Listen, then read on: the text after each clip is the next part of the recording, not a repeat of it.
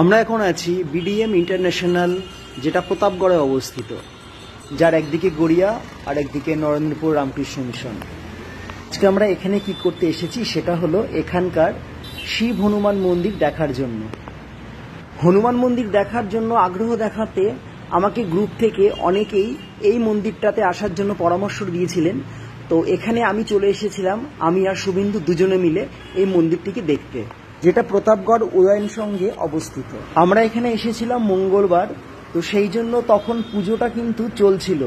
আমরা যতক্ষণ ছিলাম মানুষ আসছিল যাচ্ছিল, পুজো দিচ্ছিল, খুব সুন্দর একটা পরিবেশ। মন্দিরটি খুব একটা বড় নয়, বেশ ছোটই মন্দিরটি, কিন্তু এখানে পুজো দিতে বেশি সময় কিন্তু লাগছিল না, ঝটাপট পুজো হয়ে যাচ্ছিল সবার।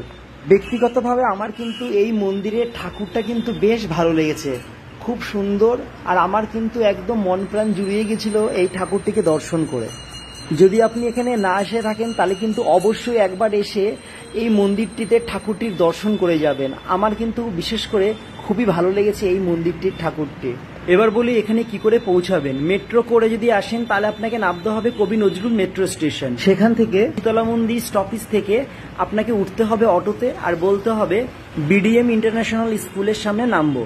বাস, তার অপোজিটেই রয়েছে এই মন্দিরটি। আর যদি গড়িয়া স্টেশন থেকে আপনি আসেন তাহলে আপনাকে গড়িয়া স্টেশন থেকে অটো করে আসতে হবে শীতলা মন্দির, আবার শীতলা মন্দির থেকে অটো চেঞ্জ করে আপনাকে আসতে হবে প্রতাপগড়ের বিডিএম ইন্টারন্যাশনাল স্কুলের অপোজিটে। যারা এই মন্দিরে এখনো আসেননি তাদেরকে বলবো অবশ্যই একবার এসে এই ভগবানের দর্শন করে যাবেন। আর যারা এই মন্দিরে এসেছেন তাদেরকে বলবো আপনাদের অভিজ্ঞতা কিন্তু কমেন্টে লিখে দিয়ে যাবেন। ভিডিওটি ভালো লাগলে ভিডিওটিকে একটি লাইক করে অবশ্যই কমেন্টে জয় হনুমান লিখে যাবেন। সংকটমোচন বজরংবলী হনুমান আপনাদের সকল সংকট দূর করে আপনাদের সকল মনোবাঞ্ছা পূর্ণ করবে। আপনি যার সাথে ভাবছেন এই মন্দিরে আসবেন তাকে অবশ্যই এই ভিডিওটি শেয়ার করবেন। আর এরকম মন্দিরের সন্ধান আপনার কাছে থাকলে আমাদেরকে অবশ্যই জানাবেন। জয় হনুমান, জয় শ্রীরাম, ওম নমঃ শিবায়।